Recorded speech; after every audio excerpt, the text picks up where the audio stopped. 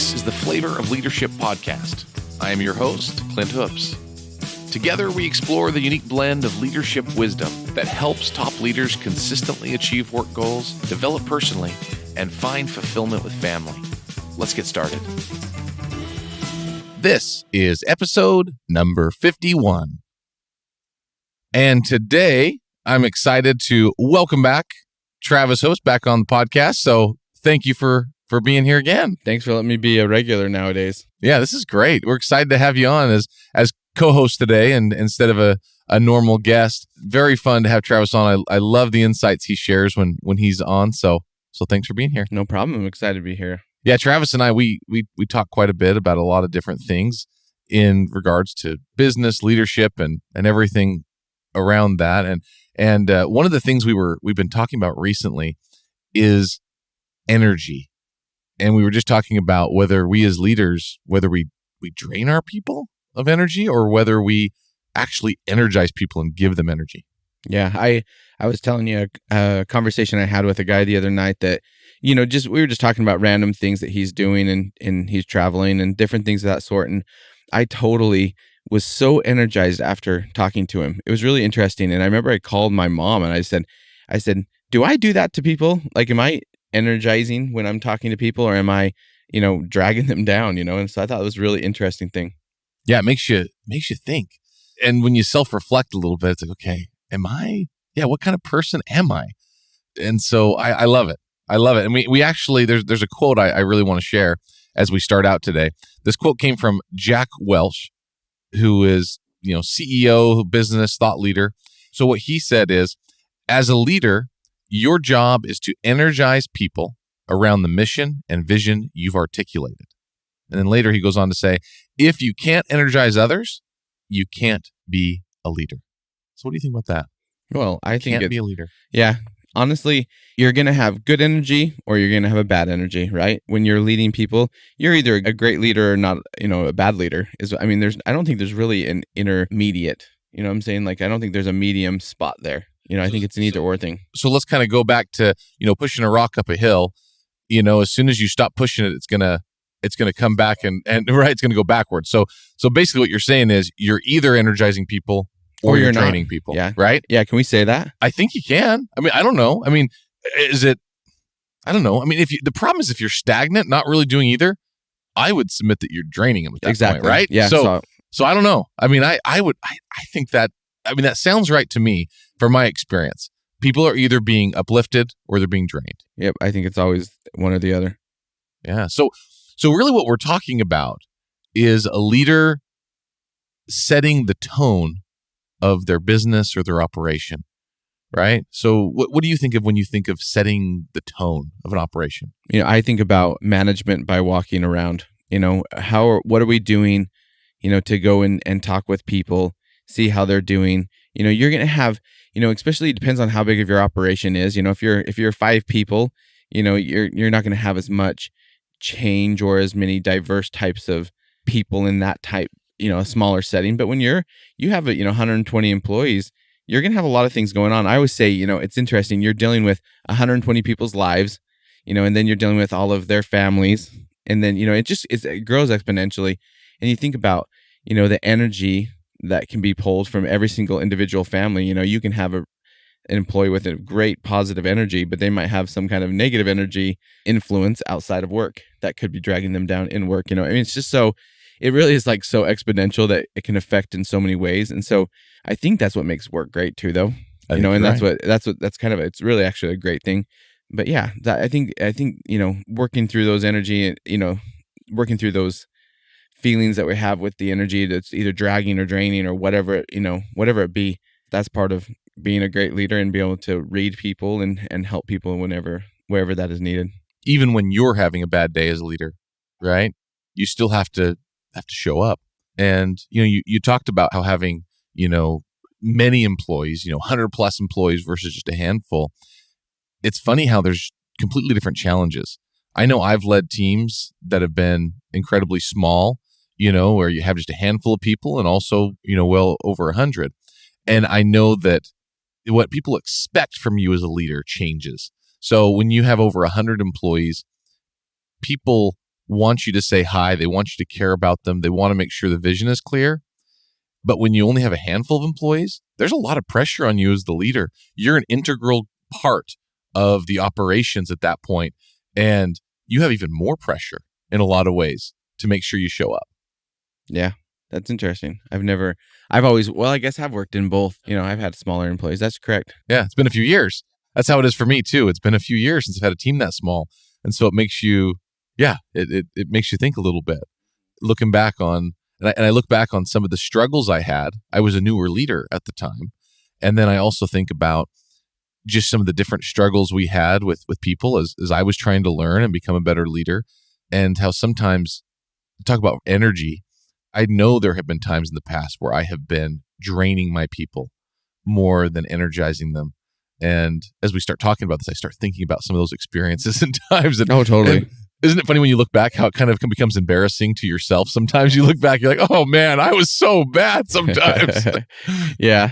And that's the thing, leadership is all about learning. It's all about becoming better. And so I think those are good, that you can look back in the past and you can go back and go, oh, I could have been better here. And I think that's good. Yeah. I think it helps us all. Yeah. And it helps it translate. And it does translate as your team gets bigger and things happen. So let's keep going through a few different things. How do you keep your energy and keep that tone being strong in your operation in the midst of, I hate to even use the word chaos necessarily, but things that are busy, things that are happening when there's problems happening, and maybe you as a leader, you're focusing hard on getting things done, but then one of your people that you work with are having struggles, and they're really, having some problems that they're working through, and they're looking to you for guidance and help, but you just don't have time to address it all. And so there's kind of a mix, and they feel drained and not listened to. Yeah, very much so. I think first off, you have to have a vision, right? You've got to have a vision of what you want to accomplish at the end. Like, you as a leader, you've got to be thinking about that all the time. Okay. And then how do you, and portraying that all the time to your correct, people, right? Correct. And then not bulldozing people, everybody to accomplish that. You know what I'm saying? That's something that I know I've done that, maybe I've done it last week even, I'm saying, like, I know I do that. I don't do it intentionally. I truly care about people's feelings. But on the flip side, sometimes it's hard to listen to everybody's concern, everybody's, problem that they're going to bring up, or the reasons why we can't do something, when and you have that vision, And as a leader, you're already saying, I already know the 100 reasons why I can't accomplish this big goal, but I'm grasping at those few of how I can, right? So don't bring me down here, And so is that energizing or not energizing? That's don't know. The thing. As we're huh? talking about this, I'm starting to go, okay, because you kind of contradict ourselves a little bit, because we're saying, is that bringing draining? Are you draining someone? Are you energizing them? And sometimes, and I said, don't bulldoze them, but sometimes that's kind of what happens. Well, and sometimes as a leader, you almost feel like you don't have a choice. You're like, I only have so many hours in a day, or I only have so much mental bandwidth because I'm trying to hold it together as a leader, because things are heavy as a leader, right? And so, especially in the world we're in right now, right? One of the big things that people are struggling with is staffing, and being able to keep enough staff in their operation to be able to work as they need. And so the problem is you often have somebody that's struggling, and you want to help them with their problem, but you feel like you don't have time because you got bigger problems, but you end up causing the problem. You might cause more people to leave because you don't take care of the people you have by setting the tone and energizing them, right? Absolutely. Yeah. People don't want to feel drained. You know what I'm saying? And if they go to work, they're obviously, when they enjoy their workplace, they're going to be energized, right? And so I would dare say that most everybody is looking for that. And so I think that's where we need to self-reflect. Are we energizing our people, and are our managers energizing people? That's the key, because you could have, different people in your operation that, even though you're energized, they might not be getting that same energy from their manager. Definitely. Yeah. That's kind of scary. Because it is scary, actually, right? Because in the end, we can help people with different things, but that's where I think that vision from that quote at the very beginning, right? It's our job to energize people around the mission and vision that we've articulated, like Jack Welch says. So really, it comes back to communication. And as I say that, I think, goodness gracious, we talk about how we have so many true principles that we talk about on the show, but it seems like nearly every single principle we talk about that is true and that is important, it almost always comes back to communication with our people. Mm-hmm. Like communication in what way? Well, it's funny because there's so many ways to communicate, right? So we communicate by what we say. We communicate by what we do, almost even more, right? So your actions speak louder than words. I think that's a true thing. And our attitude is just an action. And so people see it. And so I do. I feel like often what we're talking about energizing and also draining people. It's really how people perceive us, and it's how they react to our actions. And so really it's how are we communicating with our people? And what relationship do you have with those people too? I think that's the key right there. Point. Because sometimes I think I could be draining or energizing in a different way. Once again, is how they perceive me. Because sometimes I know, like, if I don't know an employee very well, and sometimes I've heard that, they're nervous to come talk to me, and I'm like, well, why would you be nervous? I've always people. I'm like, I can talk to anyone, and I'm not above anything or anyone, I always want to make sure that I'm available to everybody, and so it's always hard for me to do that. But what it comes down to is I haven't worked alongside those people, or, we haven't had that relationship. And so I think perception is reality, totally. Right? To them. Yeah. So ultimately I've, not done a good job in that situation, so I think you have to just really watch that. I think sometimes I think that can be energizing or not. I had a situation a couple years ago where, I had worked for some different companies, and I was like, usually like if the corporate person came down or something of that sort, they'd come and they'd kind of tell you everything that you're doing wrong, and that you'd have to kind of like entertain them. I remember, and I was just like, oh, I'm so nervous. And then I was working for other companies, and I've had those people come, and they've been totally energizing, like different than I anticipated. And that, it just makes a huge difference, So I've had my own experiences with that, with people being energizing or not energizing. So in the same way. Yeah. One of the other things that I find is that often people aren't energized when they don't know if they're truly doing a good job. So let me explain a little bit further. Meaning, often if we haven't set clear expectations with our people of what a good job looks like for them, then often they just won't be as satisfied in their job. They'll be second guessing. They'll be questioning what they're doing. And so in the end, they'll feel drained whenever they're around us because they're trying to guess what we want. They're trying to make us happy. They, and because they want to do a good job. But sometimes we as the leaders, and this goes back to the mission and vision and communication, right? Yeah. So what have we done? What expectations have we set? And so sometimes somebody might not be happy just because we haven't set the clear expectations. So setting expectations is great communication that creates great energy, right? I mean, at the end of the day, if you want to tie it back into what we were originally talking about, that's exactly, people knowing where they stand, having a relationship with other people, those are the things that bring energy, and showing interest in each other. You know what I'm saying? I think that's what happened the other day when I was meeting with that guy. It literally was just like, he showed total interest with me. I literally have met this person twice, and just totally, you would have thought we were best friends for life. Well, you told me about the situation after, and I'm like, now, wait, you must know this guy better than I thought you did. But then was you sitting here saying you've only met him twice. I could have sworn you'd met him more. No, 15 minutes each time. Oh, that's so funny. Like, it's crazy. And I literally. And it makes me want to meet this guy now. Oh, absolutely. Now that you say that.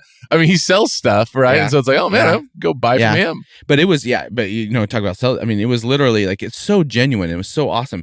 And it just, it's really rocked my world these last week because I've been totally just thinking about it. I'm like, okay, what am I doing to be better? Like that, you know what I'm saying? And I think I've always perceived myself as someone that brings energy, but I know, these last couple of years as work gets hard and stressful and life gets stressful, I guarantee I've not been energizing every time I talk to someone. Yeah. So the environment can change you a little bit that way too. And so I think it's been a good self-reflection, that's why I wanted to talk about this topic as well, just because it's a great reflection and how do we perceive ourselves as well. Exactly. And then, what are we doing to people when we meet them, so. I love it. Yeah, setting expectations like this with your people and really working through this yourself and your own leadership. Last episode, in episode 50, we talked about coaching and talked about the importance of making sure that you're continuing improving your leadership. And really it's one of the reasons that I've opened up some slots to be able to do executive coaching and coaching one-on-one with leaders is to be able to help people walk through some of these issues with their leadership that they often can't really see. They just know they're not quite getting the results that they want with their people, and they're looking at their people, but oftentimes we have to look at ourselves first, and it's some very simple things often that can get us there. Yeah. Sometimes it's just a mind shift. I had a friend named Brad that we were talking a little while ago, and I was talking about some situations with our work and stuff. And he's like, you've got to quit seeing that as a problem. He's like, you've got to see that as an opportunity to improve. I was seeing this, these people as a problem, as opposed to, he's like, no, he's like, they're your most valuable people. You know what I'm saying? Yeah. Like, look at them as that, and so it was really great insights. I love that. So I think we need to change our mindset. And so, and a lot of this comes with experience and stuff. And that's when you talk about the executive coaching or whatever it be. Like, it's good to find people that have been through it, and then you learn from it, and then you go teach others as well. And that's why it's so important. So yeah. Are you coaching your people, right? And are they feeling that from you? Are you giving them opportunities to learn and improve on their leadership? Yeah. And helping them work through these same things, because you may be thinking, oh, I have all of these issues. I'm the owner, the leader of the entire operation, but maybe you do have managers that you work with, and you may forget that they are going through the exact same thing as you. They're trying to be a good leader to their people. They're trying to help teach and train, and they're struggling as well with knowing exactly how to do it, how to get their people excited, how to get their people to show up. We're all struggling with the same things, and it's all about, doing it once and then keep going, right? And it's all trial and error. It's all experience. And, I think that's where we need to look to people for examples of people that we have been energized, and try to mimic some of those things that help them, those things that made them energizing to us. We need to mimic those things. Love it. Excellent. Well, Travis, thanks for coming on the show again today. Thank you. I appreciate it. That's always a good time. So good. Well, wonderful. Well, as always, thank you for being here today. And if you'd like to rate and review the show, please hop on Apple Podcasts or any other podcast player that you use and leave us a review or share the podcast with a friend. If they could use it, sure appreciate it. All right. Thanks, guys. Until next week. Thanks for joining me on this week's episode of the Flavor of Leadership podcast. If you enjoyed what you heard, please share it with a friend. And if you haven't already, subscribe, rate, and review the show on your favorite podcast player. If you have any questions, comments, or feedback for us, you can reach me directly at flavorofleadership.com. Thanks for listening.